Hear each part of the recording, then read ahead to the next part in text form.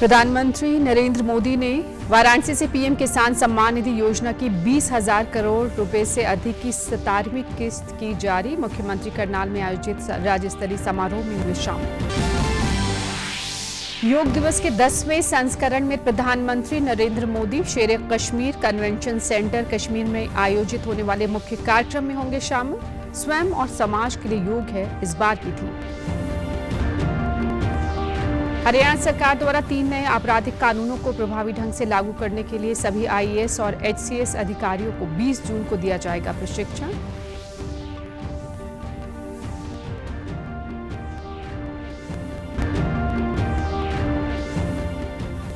और हरियाणा सहित पूरे उत्तर भारत में गर्मी का कहर जारी। मौसम विभाग ने कई राज्यों में लू का रेड अलर्ट किया घोषित। 2 दिन और राहत की संभावना।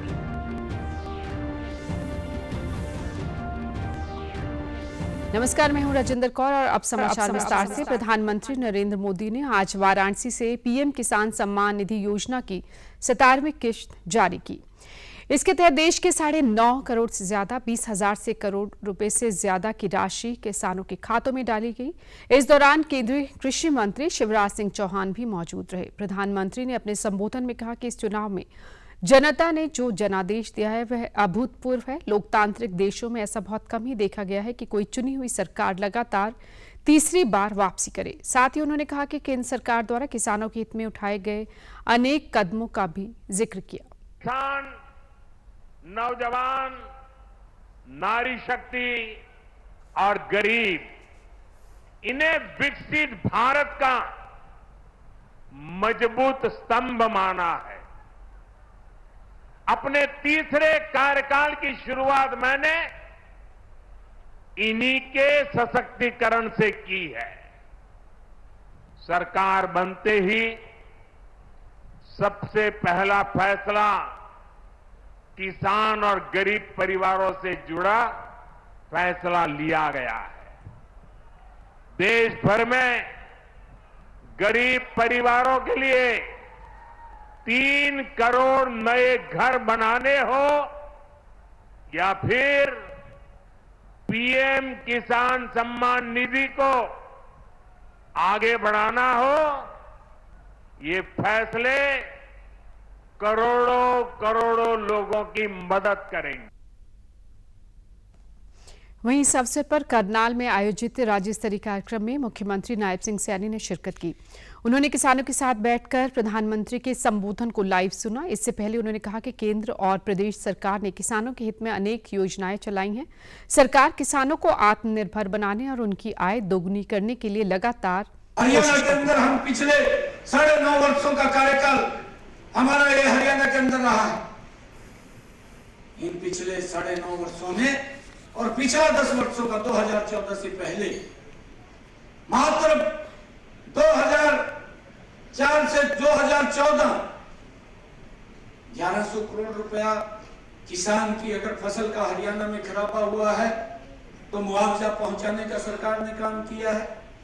परंतु अगर 2014 के बाद अगर हम देखें तो इस सरकार ने जो प्रधानमंत्री किसान सम्मान निधि लेकर के आई, अगर मेरे किसान की फसल का खराबा हुआ 12,500 करोड़ रुपया उस मुआवजे के रूप में डायरेक्ट किसान तक पहुंच। 21 जून को मनाए जाने वाले राष्ट्रीय दिवस के मुख्य कार्यक्रम का आयोजन श्रीनगर में होगा। केंद्रीय आयुष राज्य मंत्री प्रताप राव यादव ने आज एक प्रेस वार्ता के दौरान ये जानकारी दी। उन्होंने बताया कि शेर कश्मीर कन्वेंशन सेंटर में योग दिवस के मौके पर कार्यक्रम का आयोजन होगा, जिसमें प्रधानमंत्री नरेंद्र मोदी भी हिस्सा लेंगे। गौरतलब है कि इस बार के योग दिवस की थीम स्वयं और समाज के लिए योग है। जम्मू कश्मीर के श्रीनगर में अपनी निर्धारित तिथि 21 जून 2024 को मनाया जाएगा। देश के प्रधानमंत्री श्री नरेंद्र मोदी जी जनमानस के साथ कॉमन योग प्रोटोकॉल के अनुसार सामूहिक योगाभ्यास करेंगे। आयुष मंत्रालय के सचिव राजेश कोटेचा ने बताया कि इस साल योग विद फैमिली वीडियो कॉन्टेस्ट चल रहा है। माईगॉव पोर्टल पर जाकर लोग इस प्रतियोगिता में हिस्सा ले सकते हैं। उन्होंने बताया कि अंतर्राष्ट्रीय योग दिवस को लेकर गूगल मैप के साथ करार हुआ है। लोग गूगल मैप से घर के पास योग केंद्र के बारे में पता लगा सकेंगे। इस दौरान मंत्रालय ने एक योग गीत भी लॉन्च किया। मानवता को जोड़ता। देश देश का पथदर्शन, अंतर मन का नव सर्जन, विश्व एक परिवार ने योग को किया है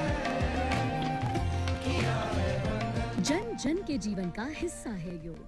21 जून 2024 को है 10वां अंतर्राष्ट्रीय योग दिवस। इस बार योग दिवस की थीम है स्वयं और समाज के लिए योग। आइए हर गांव, हर शहर में योग उत्सव मनाएं।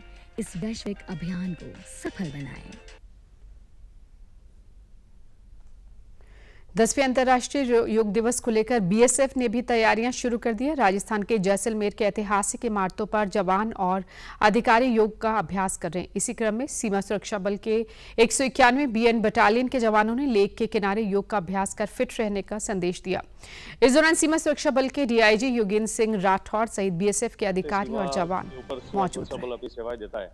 उसी प्रकार से हमने ये भी बिड़ा कि हम लोगों में जो हमारा स्वस्थ शरीर है उसके बारे में भी जागरूक करें और साथ ही साथ हमारी जो ऐतिहासिक धरोहर है उसके बारे में जागरूक करें कि किस प्रकार से ये प्रत्येक नागरिक का कर्तव्य है कि इनको हम सहेजें, इनको साफ सुथरा रखें, इनको अच्छा रखें। 21 जून को हमारा कार्यक्रम इस प्रकार से है कि सरहद पर तो सभी जगह पर योगा के कार्यक्रम होंगे।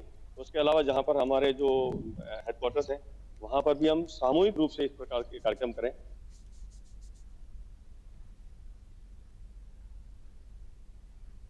हरियाणा सरकार ने आगामी 1 जुलाई से 3 आपराधिक कानूनों को प्रभावी ढंग से लागू करने की दिशा में कदम बढ़ाते हुए अपने सभी आईएएस और एचसीएस अधिकारियों के लिए 1 दिन का ऑनलाइन प्रशिक्षण कार्यक्रम रखा है। मुख्य सचिव टीवीएसएन प्रसाद ने आज यह जानकारी देते हुए बताया कि यह प्रशिक्षण कार्यक्रम आगामी 20 जून को लोक प्रशासन संस्थान गुरुग्राम द्वारा आयोजित किया जाएगा। यह प्रशिक्षण सभी आईएएस और एचसीएस अधिकारियों के लिए जरूरी होगा। उल्लेखनीय है कि पूरे देश में 1 जुलाई से 3 नए आपराधिक कानून भारतीय न्याय संहिता 2023, भारतीय नागरिक सुरक्षा संहिता 2023 और भारतीय साक्ष्य अधिनियम 2023 लागू हो रहे हैं। हरियाणा इन तीनों कानूनों को लागू करने के लिए पूरी तरह से तैयार है। उत्तर भारत समेत पहाड़ी इलाकों में भयंकर गर्मी पड़ रही है। देश के कम से कम 1/3 इलाके प्रचंड गर्मी का सामना कर रहे हैं। हरियाणा, पंजाब, उत्तर प्रदेश और अन्य मैदानी राज्यों के साथ साथ जम्मू कश्मीर समेत पहाड़ी राज्यों के निचले हिस्से भी भीषण गर्मी और लू की चपेट में हैं। मौसम विभाग के मुताबिक 13 राज्यों और केंद्र शासित प्रदेशों में आने वाले 2 दिनों तक गर्मी लोगों को ऐसे ही झुलसाती रहेगी। इसके बाद उत्तर पश्चिम भारत की ओर बढ़ रहे पश्चिमी विक्षोभ के प्रभाव से 18 से 20 जून के बीच हल्की बारिश से कुछ राहत मिल सकती है। हरियाणा और पंजाब के ज्यादातर क्षेत्रों में 46 डिग्री के आसपास तापमान बना हुआ है। कल हरियाणा के जींद जिले के पिंडारा में तापमान सबसे ज्यादा 46.9 डिग्री सेल्सियस रहा। चंडीगढ़ में 44.5, पंजाब के फरीदकोट में 46 और पठानकोट में 45.8 डिग्री तापमान तक रिकॉर्ड किया गया। फरीदाबाद और सिरसा में लू का सबसे ज्यादा असर रहा। फरीदाबाद में पारा 46.6 और सिरसा में 46.2 डिग्री तक चढ़ गया। गुरुग्राम में अधिकतम तापमान 45.1 डिग्री रहा। उधर हरियाणा सरकार ने बढ़ती गर्मी के कारण हरियाणा राज्य परिवहन की सभी बसों में यात्रियों के लिए पीने के ठंडे पानी की व्यवस्था करने के निर्देश दिए हैं। आज राज्य परिवहन हरियाणा के निदेशालय की तरफ से प्रदेश के सभी महाप्रबंधकों को निर्देश दिए गए हैं कि राज्य परिवहन हरियाणा की सभी बसों में ठंडे पानी की व्यवस्था करे ताकि यात्रियों को पानी के अभाव में परेशानियों का सामना न करना पड़े। निर्देशों में आगे कहा गया है कि वर्तमान में लगातार बढ़ते तापमान के कारण गर्मी का कहर बढ़ता जा रहा है, जिस कारण बसों में यात्रा कर रहे यात्री भी परेशान हो रही है। गर्मी के कारण लगातार पानी की जरूरत भी बढ़ती है। कई बार ऐसे स्थान भी होते हैं जहां पानी की व्यवस्था नहीं होती। तुरंत प्रभाव से सभी बसों में ठंडे पानी की व्यवस्था करना सुनिश्चित किया जाए। सभी चालक परिचालकों को इस बारे में निर्देश जारी किए जाए। वहीं फरीदाबाद में गर्मी से कई लोगों की जान जाने की खबर सामने आई है। सिविल अस्पताल के इमरजेंसी वार्ड में तैनात डॉक्टर मनीष दयाल के मुताबिक भीषण गर्मी के चलते कई लोगों की तबीयत खराब होने के कारण मौत हुई है। उन्होंने बताया कि इस भीषण गर्मी के चलते लोग काम करते हुए चक्कर खाकर गिर रहे हैं। ऐसे में उन्होंने लोगों से गर्मी में अपना बचाव करने की अपील भी की।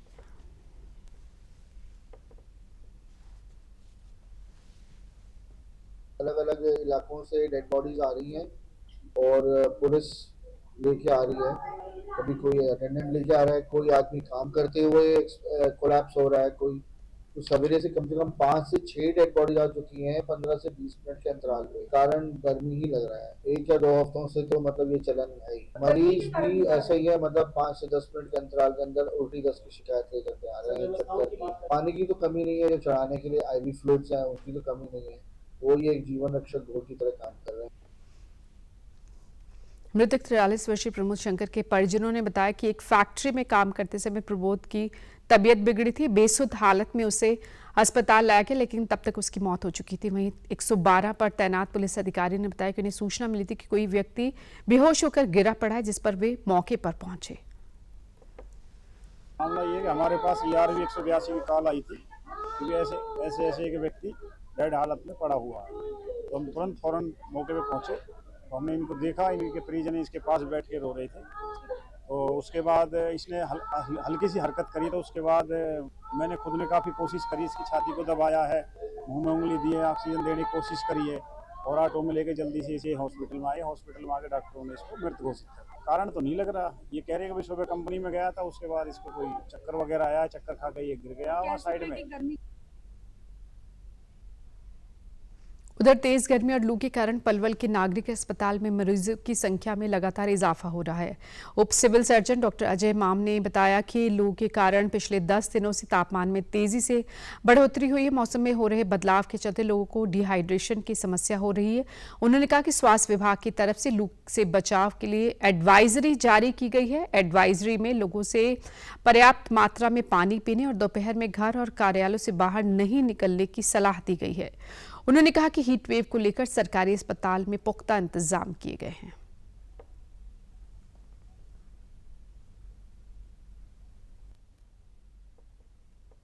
एक तो बहुत तेज धूप में घर से बाहर ना निकले। जो भी हमारे काम है कोशिश ये करें कि सवेरे या शाम में निपटा दें। बहुत ज़रूरी हो तो ही दिन में बाहर निकलें। बाहर अगर निकलें तो अपना शरीर पूरा ढक के रखें, सिर को ढक के रखें, चाहे टोपी या गमछा कुछ भी इस्तेमाल करें सिर को ढकने के लिए। उसके साथ में पानी या इस प्रकार की अन्य तरल पदार्थ हैं इनका ज़्यादा इस्तेमाल करें, क्योंकि गर्मी से अब शरीर में पानी की कमी होती है और इन्हीं वजह से शरीर में ज़्यादा दिक्कत होती है। तो जितना हम पानी ज़्यादा लेंगे उतना हमारा शरीर ठीक रहेगा इस गर्मी में। पानी के साथ में नमक का भी कमी हमारे शरीर में हो जाती है, क्योंकि आपने देखा होगा पसीने के साथ में जब पसीना जमता है तो नमक भी जम जाता है, तो वो नमक भी हमारे शरीर का ही निकलता है। इसलिए जब ज़्यादा पसीने आते हैं तो हम यही कहते हैं कि 1 गिलास पानी में 1 चुटकी नमक, 1 चम्मच चीनी मिला के घोल बना ले, वो पी ले। वहीं लोगों ने बताया कि गर्मी और लू के चलते उनकी सेहत खराब होगी, इसलिए वे नागरिक अस्पताल में उपचार के लिए आए। लोगों ने बताया कि गर्मी से बचने के लिए सावधानी बरतनी चाहिए। मेरे पैरों में सूजन आ रही है, गर्मी से बहुत परेशान हूँ।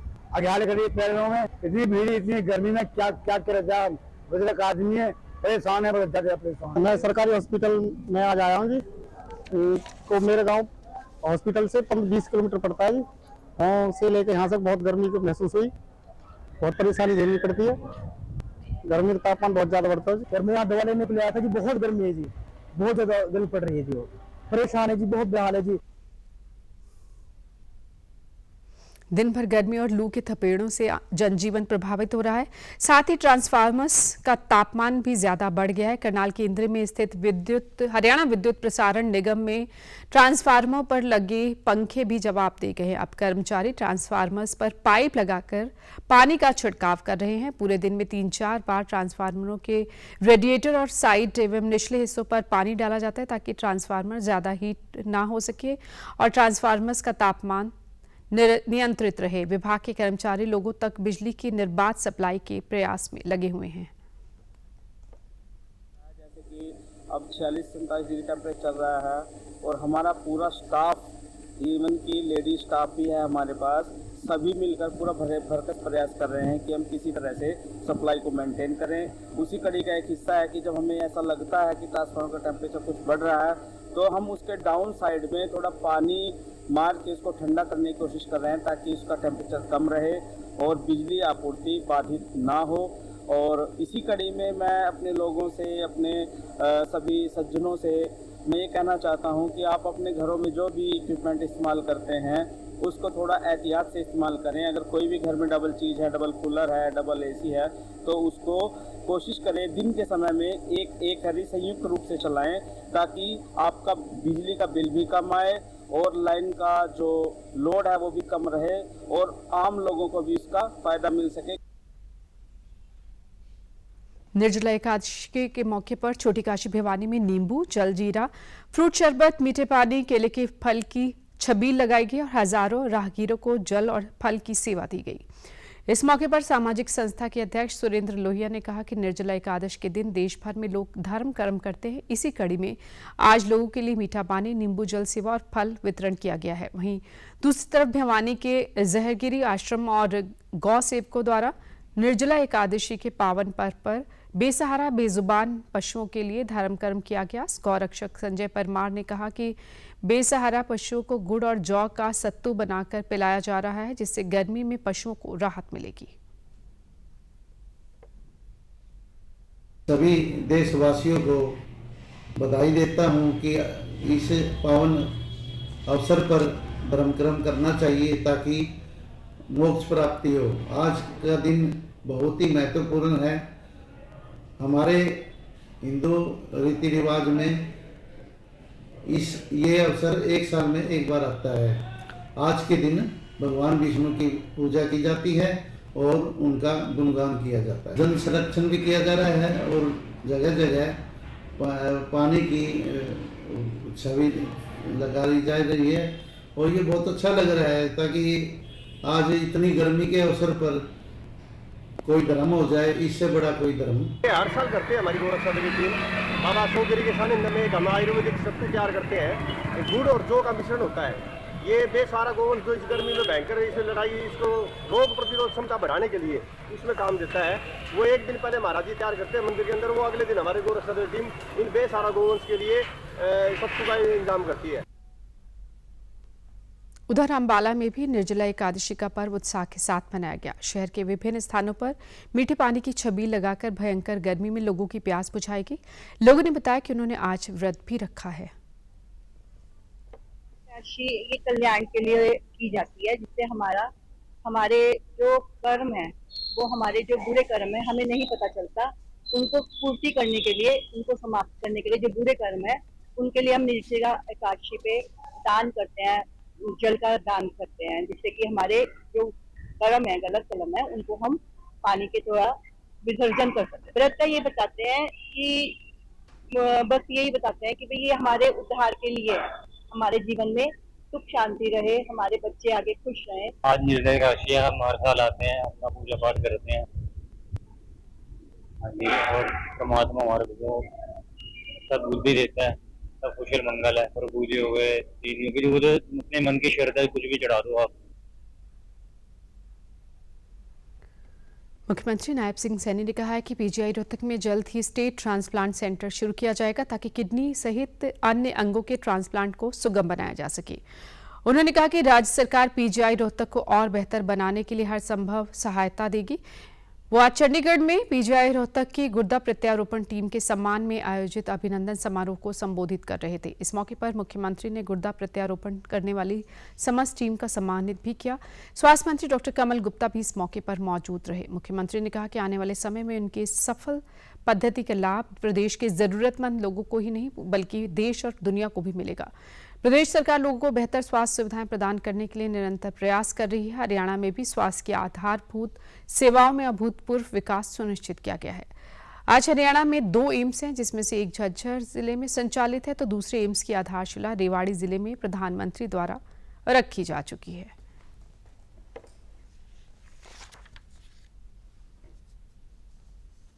देश के अंदर 24 एम्स फंक्शनल हो गए हैं। ये जरूरत थी, देश की भी जरूरत थी कि हमारे यहाँ पर स्वास्थ्य सुविधाएं आधुनिक तकनीक की होनी चाहिए और आज बड़ी गति से वो देश के लोगों को वो मिली हैं। चाहे हम हरियाणा की बात करें, हरियाणा के अंदर भी हमारे 2 एम्स, एक झज्जर में जो कैंसर का एम्स है, वहां पर अच्छे इलाज, लोगों को अच्छे डॉक्टर्स उस एम्स के अंदर मिलते हैं। और अभी चाहे माजरी रेवाड़ी के अंदर आदरणीय प्रधानमंत्री जी ने एक और एम्स की आधारशिला को रखा है।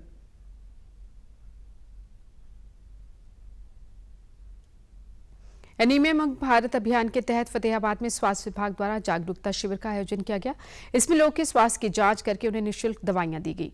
नागरिक अस्पताल के स्वास्थ्य इंस्पेक्टर राजेश कुमार और एएनएम सुमन रानी ने बताया कि एनीमिया मुक्त अभियान को 11 जून से किया गया है और यह आगामी 100 दिनों तक चलेगा। उन्होंने बताया कि एनीमिया उन्मूलन अभियान के अंतर्गत लोगों के स्वास्थ्य की जाँच कर उन्हें हेल्दी डाइट के बारे में जानकारी दी जा रही है।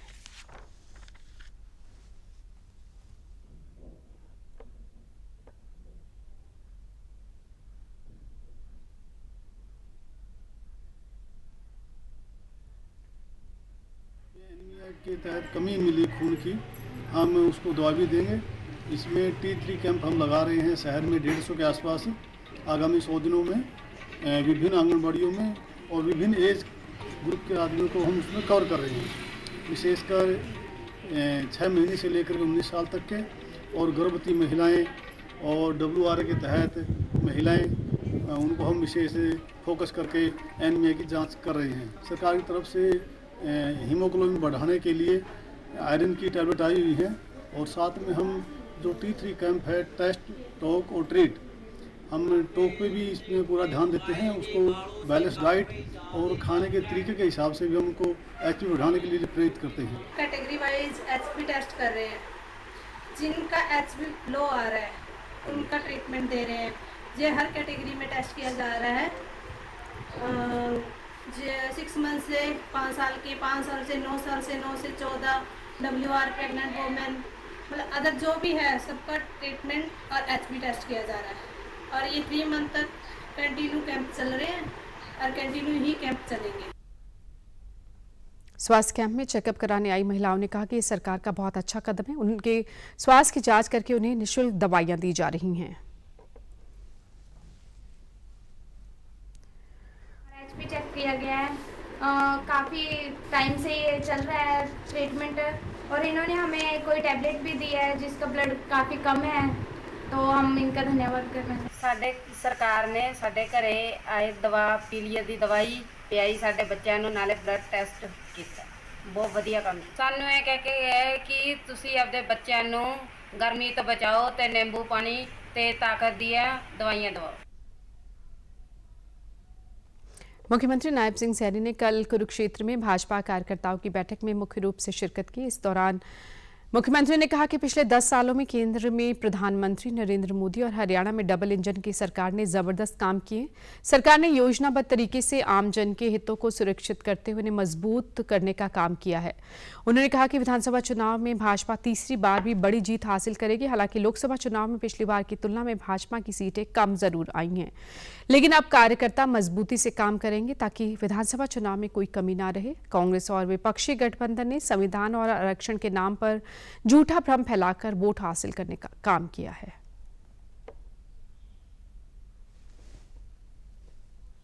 भारतीय जनता पार्टी का कार्यकर्ता लगातार चुनावी मोड में रहता है।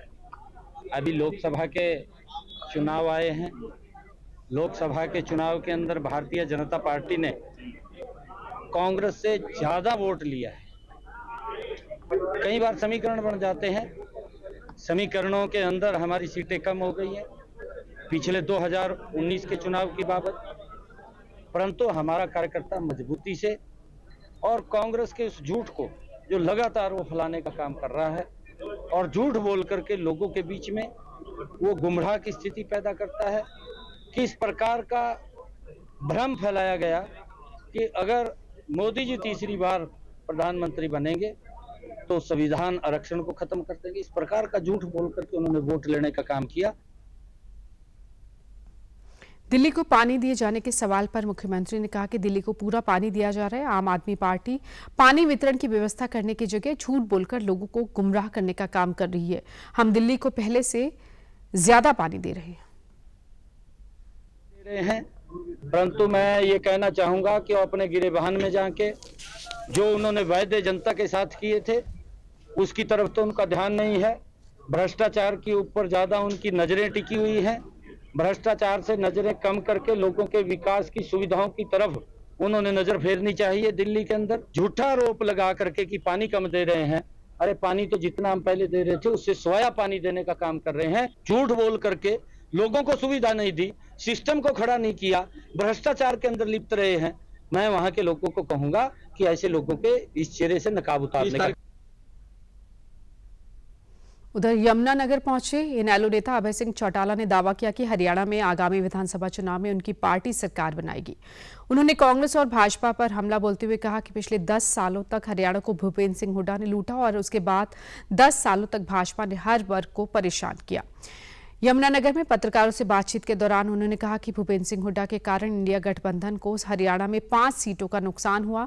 हुड्डा के दबाव के चलते इनेलो को इंडिया गठबंधन में शामिल नहीं किया गया। इस मौके पर भाजपा के प्रदेश कार्यकारिणी सदस्य हरविंदर बुद्धिराजा ने बीजेपी को छोड़कर इनेलो में शामिल हुए। अभय चौटाला ने इनेलो का पटका पहनाकर उनका स्वागत किया।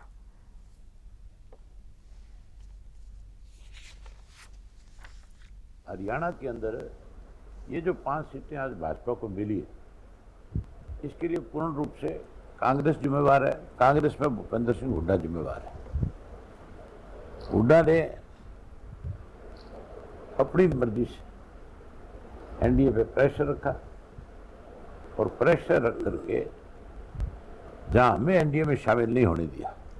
एनडीए के बहुत सारी लीडरशिप चाहती थी कि इंडियन नेशनल लोकदल पार्टी उसकी पार्टनर इंडिया जो है, क्योंकि इसकी शुरुआत जो थी वो हरियाणा से हुई। भूपेंद्र सिंह हुड्डा इस बात के लिए कहीं अपनी मनमर्जी चलाता रहा, कांग्रेस पे दबाव बना के रखा। कांग्रेस उसके दबाव में क्यों आई ये तो कांग्रेस बताए, उनके बड़े नेता बता सके, लेकिन उसने बहुत प्रेशर रखा इनको। उसी का नतीजा ये निकला कि 5 सीटें जो है इंडिया की कम होगी और भाजपा को मिली। जींद जिले के देवगढ़ रूस में 5 से 8 जून तक आयोजित हुए प्रतिष्ठित Saint Petersburg International Economic Forum में भारत का प्रतिनिधित्व किया। प्रियंका को राष्ट्रपति व्लादिमीर पुतिन के न्यू जनरेशन प्रोग्राम के तहत आमंत्रित किया गया था, जिसमें उन्होंने भारत की ताकत का प्रदर्शन किया और द्विपक्षीय संबंधों, आर्थिक सहयोग और स्वास्थ्य सेवा क्षेत्र की प्रगति पर चर्चा की। उन्होंने भागीदारी के दौरान उच्च स्तरीय मंत्री स्तरीय बैठकों और विभिन्न सत्रों में हिस्सा लिया। राष्ट्रपति पुतिन के साथ एक विशेष पूर्ण सत्र के दौरान अपनी अंतर्दृष्टि साझा की। प्रियंका ने बताया कि उनका उद्देश्य रणनीतिक वार्ता और समावेशी निर्णय लेने की प्रक्रियाओं के माध्यम से भारत और रूस सहयोग को समृद्ध करना है। उन्होंने भारत और रूस के द्विपक्षीय मुद्दों और स्वास्थ्य सेवाओं को आगे बढ़ाने और यूथ इसमें कैसे अपनी हिस्सेदारी निभा सकता है, इस पर चर्चा की। उन्होंने बताया कि 2024 में ब्रिक्स देशों के सम्मेलन में भी हिस्सा लेने के बारे में सोच रही। हमने यूनिवर्सल हेल्थ केयर और हेल्थ प्रमोशन पे भी काम किया, उस पर डिस्कस किया कि कैसे टेक्नोलॉजी और हेल्थ को हम इम्प्लीमेंट करके उसको हेल्थ प्रमोट कर सकते हैं हम बोथ कंट्रीज़ के बीच में। फिर हमने बायलैटरल रिलेशंस की भी बात करी, क्योंकि मेरी जो फेलोशिप है, मैं डिप्लोमेसी और ग्लोबल पॉलिसी में मेरी फेलोशिप है, तो मैंने वहाँ पे कुछ जो मेरे आउटकम्स थे मेरी रिसर्च के अनुसार मैंने वहाँ पे प्रेजेंट किए। और हमने लास्ट में आउटकम में ये पाया कि बहुत जितनी भी सारी कंट्रीज़ हैं वो कैसे इंडिया के साथ मिल के और स्पेशली जो यूथ है वो कैसे हिस्सा बन सकते हैं इन सारे डिस्कशन का और कैसे वो इनिशिएटिव्स ले सकते हैं, फिर कैसे उसको इम्प्लीमेंट कर सकते हैं। क्योंकि जो लास्ट में आउटकम आएगा वो ये आएगा कि भाई बोथ कंट्रीज़ है, जो दोनों कंट्रीज़ की डेवलपमेंट म्यूचुअल हो। ब्रिक्स में कैसे यूथ का रोल है, इस पे भी हमारा मुद्दा था, और कैसे हम इस चीज़ में कंट्रीब्यूट कर सकते हैं और कैसे यूथ इस चीज़ को आगे बढ़ावा देंगे और कैसे हम ब्रिक्स में चीज़ें इम्प्लीमेंट करेंगे। तो वहीं प्रियंका की माता प्रवीण कुमारी ने कहा कि आज उनकी बेटी ने रूस में जाकर भारत का प्रतिनिधित्व किया, जिससे उनके साथ साथ पूरे देश का मान सम्मान बढ़ा है और उन्हें अपनी बेटी पर गर्व है। जब भी प्रियंका का विदेशों में कोई प्रोग्राम होता है तो वो घर पर सारा काम निपटाकर टीवी पर उसका इंतजार करते हैं। उन्होंने कहा कि कोई माता पिता अपनी बेटी को पढ़ने से ना रोके।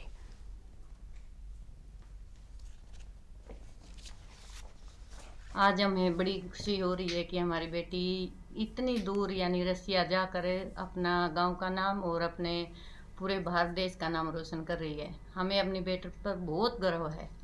सभी जितनी भी बधाइयाँ देते हैं वो सब ये बोलते हैं भाई बेटी नहीं, ये तो एक बेटा है। हमारा सपना यही था शुरू से ही एक डॉक्टरी लाइन में जाए, लेकिन ये एक डॉक्टर के साथ साथ जो अपना साथ में और सहयोग दे रही है देश के लिए, वो सबसे बड़ी बात है।